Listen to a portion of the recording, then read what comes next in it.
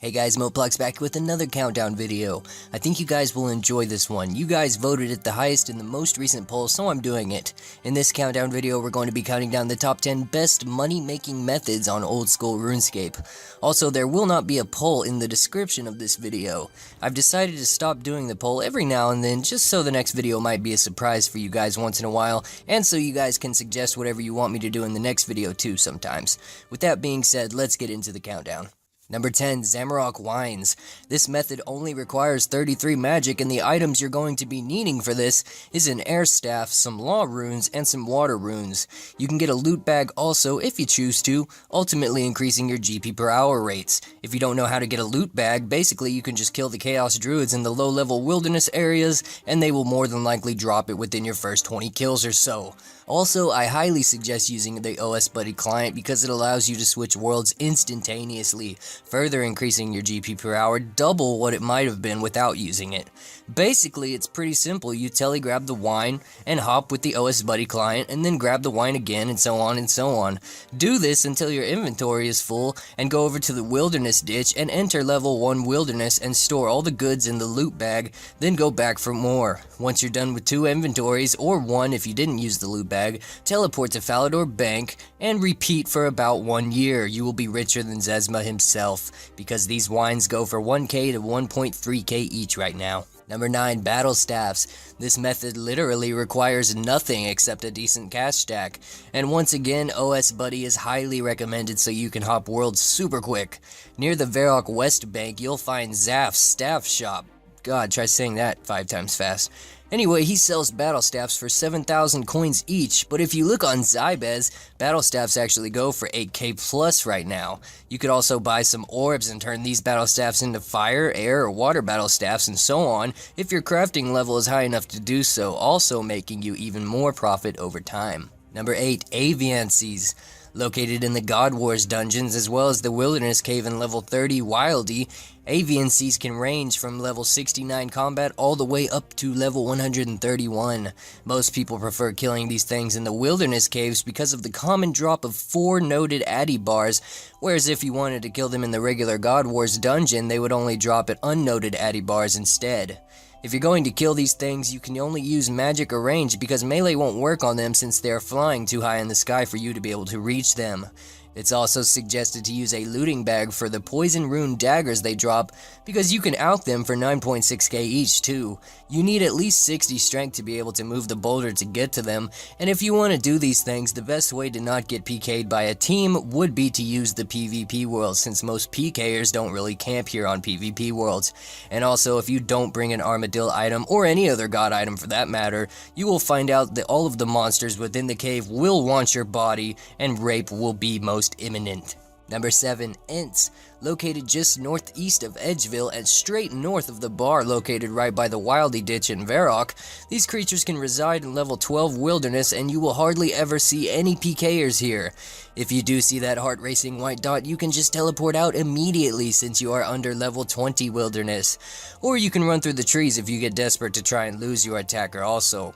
These things are extremely weak to range, and not a lot of food is needed for these guys because you can safe spot them with ease, so don't let that 101 combat level scare you.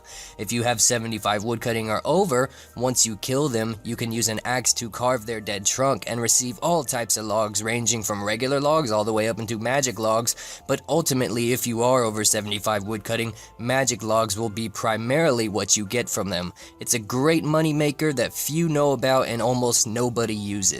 Number 6, Green Dragons.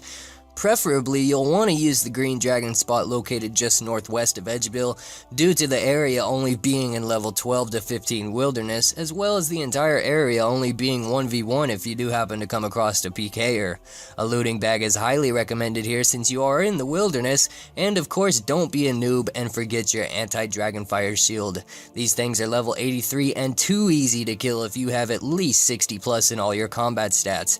Probably the most dangerous part about this method is running back and forth to the area, because really the only threat you're more than likely gonna find here is the amount of bots stealing your kills, but I guess you could always smack them with your whip once and have them teleport away anyway.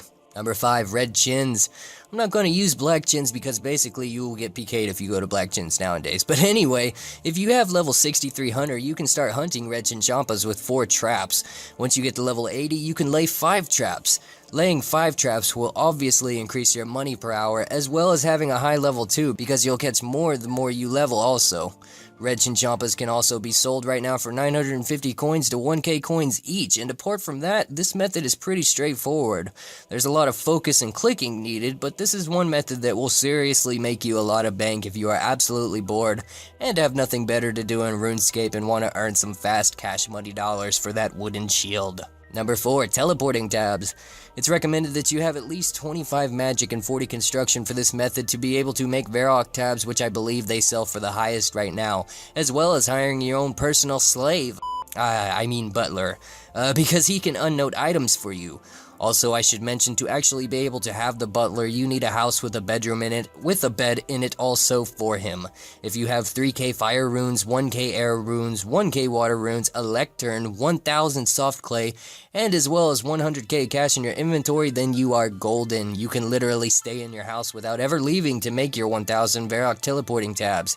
Making 500 usually takes you around 40 minutes, so basically you will maybe make 700 to 800k in an hour and 20 minutes if you focus on mastering this method. It's also semi-AFKable too, which can be good if you want to watch Game of Thrones, because that show is awesome, and you will be awesome too if you watch it. Number 3, staking. Just YOLO after YOLO after YOLO. Just kidding. The real number 3 is blue dragons. Mainly because they are 100% completely AFKable and you do not even need to use food. Grab your best range gear with an anti-dragon fire shield of course, and some Falador teleporting tabs. You can camp here all day long and it's not actually bad ranging experience either like most people think. I actually love the blue dragons because it's a really relaxing way to play the game, knowing you're becoming more badass in range because you barely have to look at the screen. And also if you have 70 plus agility, getting here is quite easy as that pipe does come in handy. They occasionally drop rune daggers and I recommend picking those up too. More often than not, you will also find some bots here. They usually don't pick up their dragon hides either, only just the bones, so there's free loot usually here too from time to time because of poorly scripted bots. Don't let that level 111 combat scare you either, because these guys are just giant blue noobs. Number 2, rune crafting nature runes. Only requiring level 44, this has got to be one of the best money-making methods in the game if you have the patience for it, and don't mind focusing on the game, although over time it can become easy to learn how to AFK this method. Rune crafting pouches are highly recommended, and if you grind enough to level 91 rune crafting, you can literally make almost 1 mil coins per hour with double nature runes.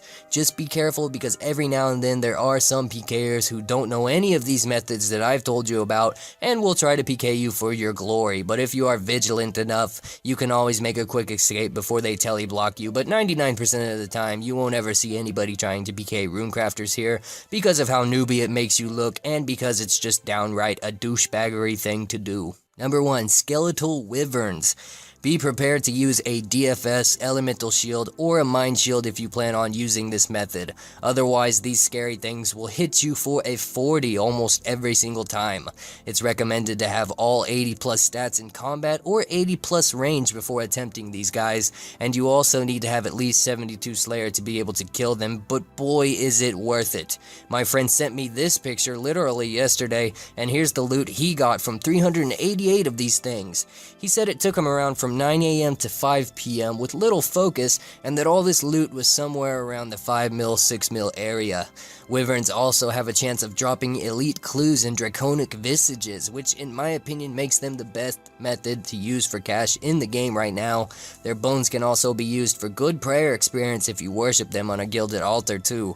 Be careful when fighting these things, because not long after my friend sent me this loot picture, he also sent me this picture, but he was able to get his stuff back. That's it for this countdown. Thanks for watching. I hope it helped you guys, and if it does, please leave a like. Keep those suggestions coming since there is no poll this time around, and I will talk to you guys later.